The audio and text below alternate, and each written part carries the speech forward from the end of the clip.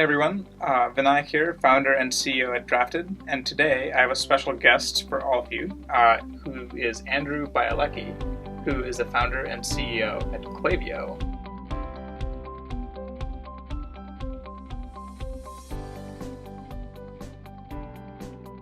Andrew, welcome to the Daily Draft, and can you just give us some context about the company and how you got here and what the growth has been like recently?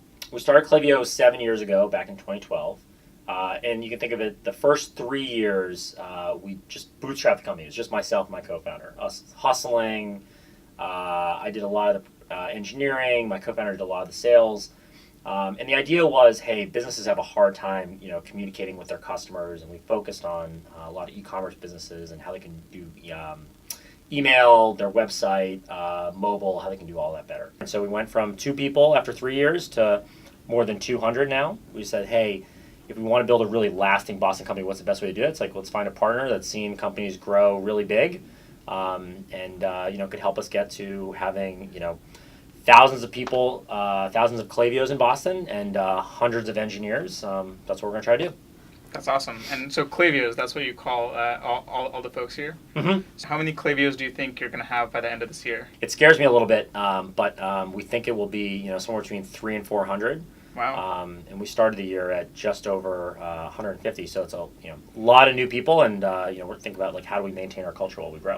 What do you think the company needs to do in order to keep that bar high while scaling 2 or 3x over the next couple of years? So one of the things I love about Boston is there's so many really talented people here. In fact, it's a big pet peeve of mine when people feel like they have to move to other parts of the country to find really exciting companies to work for. There's a lot of them are right here. So when we started, we said, hey, we're very intentionally, we think we're going to try to attract people that care about 3 things. First, people that want to work on a product that has an exciting mission and vision. 2 is that people that want to work on really challenging problems, people that want to learn things that are going to be really pushed. And then 3 is people that want to work with other people who are like-minded, right? Mm-hmm. So that want to push themselves, where they're like, man, I can't believe that I get to sit next to you every day, right? Mm-hmm. So I love the team that we have now. It's awesome. Like, I feel really excited working with all of them. And now as we grow, what's most exciting is I think there are thousands, right, if not tens of thousands, of exactly those kinds of, whether they're engineers, customer-obsessed folks, like design-centric people in Boston.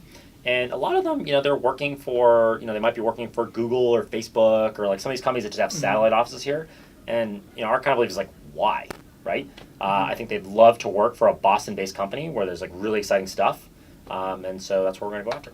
That's awesome. So is part of your pitch to, someone who is, let's say, a senior engineer at Google, to say that, well, hey, come work for a place where you're actually in the mothership headquarters instead of being in a satellite? A lot of folks are here because they say, hey, I want to learn, about how a startup works. I want to stay in every part of it. And because, hey, someday I may want to be a leader of a company, a leader of a startup, a founder, right, just like you.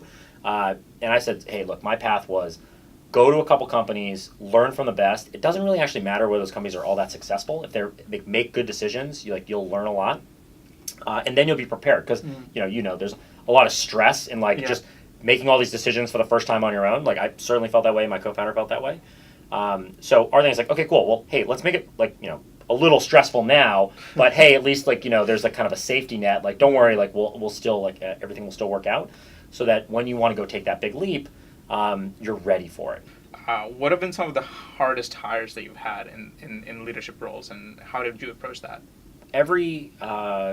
Especially in the early days, every time we hired a leader, my co-founder and I felt like, well, we have to kind of step in the shoes of that person. One, so we can empathize, with what they're going to go through when they start, but also so that we can do a good job of how do we know who's going to be good at this. Right. I think the hardest part is when we're growing so fast is just calibrating on what does success look like and what's fast enough. Because as we're growing, one of the things is that we've found is what's most important is finding people that have the experience of that really fast growth and can set good kind of mile markers for themselves, and not try to solve everything at once. Because it's always a trade-off. Do you look for somebody that has lots of experience, but maybe they haven't really experienced kind of the the growth rates we've had, right? Right. Or do you bet on somebody that's, hey, maybe hasn't seen it before, going to do it a little differently, and then we'll kind of figure it out together. By and large, I'm a big fan of, since I hadn't ever started a company before, had never been really a leader, that hey, somebody that has like good, has strong logic, right, can think through problems well, has a lot of empathy for the people they work with. That's what we're looking for. I'd say like really across the board. I mean, finding people that think that way it's challenging. They certainly exist. They exist in Boston, but it's not easy. Mm-hmm. Would you be willing to share like a couple of your proudest moments while hiring? So I'm a big, as part of like the hiring process, like I think we believe a lot in the experience, because for a lot of folks we say it's like, hey, there are easier jobs out there than working at Klaviyo.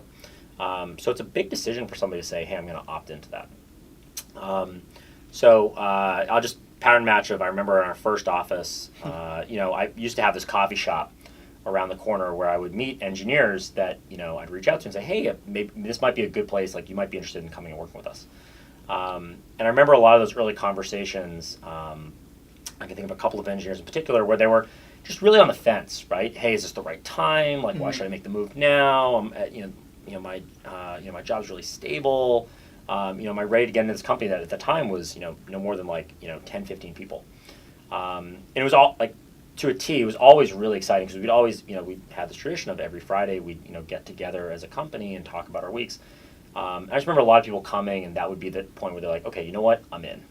And there was always kind of this collective, it's like, oh man, really, like, you're in right now? And, the whole company would be like, yeah, all right, that's awesome. Because it takes a lot to decide where you're going to work. Totally. And so crafting, like, I think building that experience, not in a superficial way, but really in a like authentic way where it's, hey, you really know about us.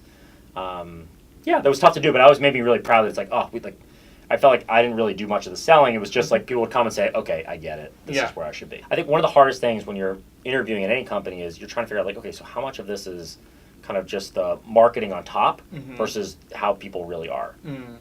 So we've said it's like, hey, that's a great way for, look, I mean, it's all unscripted, so you can kind of see us just in our natural habitat. If you like it, great. If it's not for you, that's okay too. If you were in the recruiter's shoes, which you have been obviously, how would you think about using email or kind of some of the best practices that you see Klaviyo customers using when they're reaching out to candidates via email?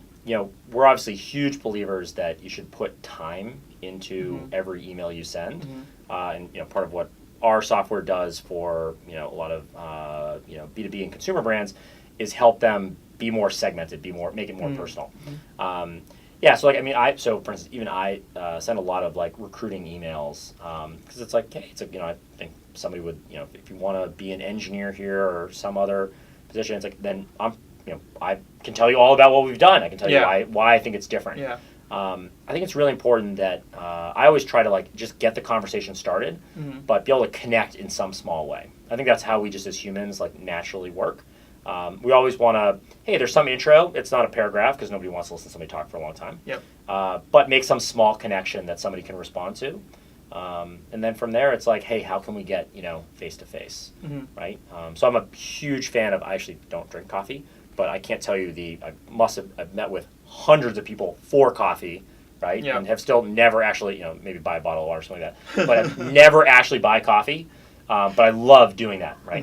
What keeps you up at night when it comes to hiring? Yeah, the biggest one that I think about and we talk about a lot internally is when hiring becomes a number. I hate when hiring becomes a number. It becomes how many people did we hire? People have names.